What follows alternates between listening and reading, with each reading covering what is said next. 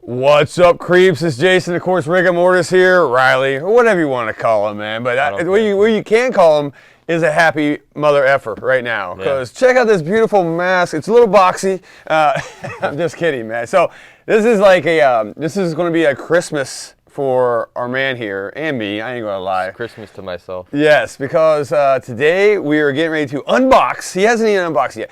Unbox a 1976 Don Post Vermilion. Yeah. Oh, I've actually never personally seen one up close before. Neither have I. This is technically my first vintage skull. We had the 2012 ones. Yes. But the thickness, the vinyl, the paint, everything on those is so much different than those.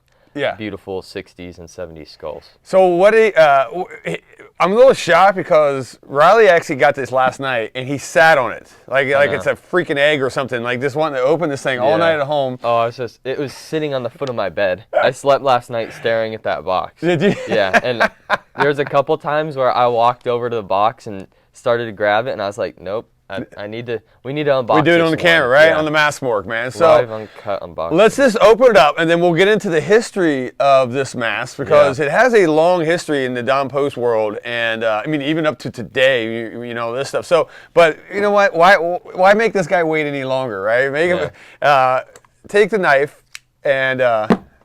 Open your box, baby. Let's see how this sucker looks. Yes, and we even brought out the good mask stand for this guy. Look at this guy. This thing's this cherry wood. Pure wood. Yes, this is nice. This is nice. So I'm excited to see right out of the bag. Look at this. I can see the gleam in his eye. It's Christmas Day right here. This is gonna be great. Sorry, my knife may not be the sharpest. It's all good. He's taking his time. Who cares about the box? There we go. There we go. Let's see this sucker. All right. There's that. Here we go. What if it's not the right one? I'm just kidding. I'm just playing. Coming out of the box. We get rid of this box right now. Chuck it. Oh, I can feel it. Oh, look at this guy. Look at this. This is beautiful. I just want to look at it. We'll let him just 1 second. see his kid here for a second, and then we can throw him on. We may have to take a little bit of plastic out here to put him on. Wow, look at this thing, man. That is what amazing shape this thing is in too. All right, there we go. Push it down hard enough so you guys can see, and then of course we'll do walk-arounds on this in a minute. I think it looks good. I think we'll figure it out here, one way or another. Oh, maybe not. All right. Or do you want me to take bags out? There we go. Let's just take bags out. Here we go. Okay. Let's just do this for now. Yeah. Okay. That works. Hey, there we go. All right. All right. We're back. Wow. What do you think? I love it already. All right. So talk to us real quick about the history of the Vermilion, real quick. So let's dig up the mask knowledge. Yeah. This fella's story starts in 1967. Don Post opened in 38, so they were already in business for 20-something years before they came out with the 800 line. 1967, that's when we came out with the skull, the brown skull that we know and love, and we came out with the Vermilion skull. That one was made with a cream-colored plastisol, and it had like white eye inserts that were uncut. This fella, you can see they're cut out, which we'll get to that in a minute. Yes. So those fellas were made out of Don Post Studios. They were cast out of the studio because they weren't doing their own vinyl casting. But let's fast forward through the 10 years of skulls that we know and love and all that. And let's bounce to 76. Yeah. Don Post finally got their own rotocasting machine that make these beautiful vinyl masks. And real quick, rotocasting, if you guys aren't familiar with, is basically, it's like a metal mold, right? That you fill with a vinyl or plastisol, whatever, but I don't know if they did plastisol rotocast back in the day. I don't know, they probably did. What do I know? And then basically it goes on a machine and it just does this. It just rotos. Spins in all directions. And so all that rubber, I guess liquid rubber, goes in every little crack and crevice and all that stuff. And then at the end, when it dries, they pull it out. Look what happens, man. They have a beautiful skull. Yeah. So Don Post got their own rotocast machine in 76. Yeah. Okay. So then there was like an explosion of all these cool, awesome skulls. Yes. There were I think there were 4 different molds that you can see because I watched Rudy's history on this, and there were 4 different stamps he saw on 4 different skulls. So it was just kind of like the explosion of skulls. And in 76, they brought the Vermilion back, but this time it was cast in solid red vinyl, which we will show you. And So this isn't paint right here. This is actual the vinyl color. Which is cool, because before they had black, and if anybody, at the very beginning, I think they did black. I don't know if Plastol was black or whatever, but if you were trying to paint cream color, yeah. Well, then I thought they went to the cream after that. I may be wrong on that. So once again, I'm not a history guy, but I know if you had a black vinyl or black Plastol mask, and you try to do it red, I want to paint red on it just because I know how to do that. It's a real bitch. It's a pain in the ass. So then they went to cream colored, which helps makes it pop. But then they got smart. Let's save on paint, right? And then let's just go ahead and throw in red vinyl. Yeah. And this real rich crimson-looking red, man. It's vermilion red. And actually, vermilion, if you want to look up the word is vermilion. I always thought vermilion was like some high-speed, like something like, I don't know, Egyptian or some shit, right? Yeah. Actually, it's a mineral that they would crush up to make a red paint. Yeah, to make paint pigment. Right. So there you go. Okay, so that's where the name vermilion came up, man. So and that's what the paint was used on those 67s. Yeah. But this is actually the solid red vinyl, which is beautiful. I've never seen another mask that's solid red vinyl. No. I think you could say that as well. And so around 77, they still had those little eye inserts, but this time around they were black. Yeah. People were complaining about that. They couldn't see very well. So 77, they trimmed these suckers out, and we got this beautiful fella. And there's two variants. There's the straight tooth one, which is way larger than the 77 that has a snaggletooth mouth scheme. So. Sure.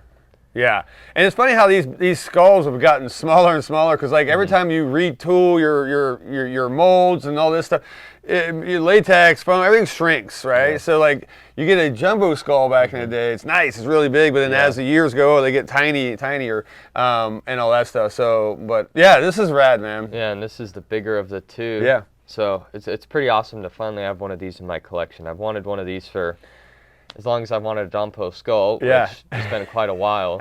And the vermilion is just so eye-catching, It's like walking into a candy store, just so much color in this sucker. So what's there not to love about this guy? And in extremely good shape. I'm looking at this thing, so this has obviously been taken care of. And which you guys know, we're talking about vinyl versus latex. Obviously, latex is kind of will die on you eventually, right? It'll rot. I mean, you could take care of it and try to extend its life as long as that. But vinyl, on the other hand, is I'm gonna say it's bulletproof, but it's pretty damn bulletproof, man. It stood the test of time. Yeah, so this will be probably long gone dead, and this thing will still someone else will be doing a mask morgue in like 3022 and talking about this with this mask, same mask, So this is a killer score. I'm a little freaking jealous. Now, if I'm not going to ask you exactly what you paid because Riley does these witch doctor blood orgy deals. I don't know how he gets these things, and you're not supposed to tell the audience this. Okay, yeah. But so if I was going to go jump on eBay and someone had this exact model right here, what's the range I'm going to pay for something like this? So it's funny. About 2 months ago, I was actually bidding on one of these on eBay, but it had a little hole punch in the top of the skull.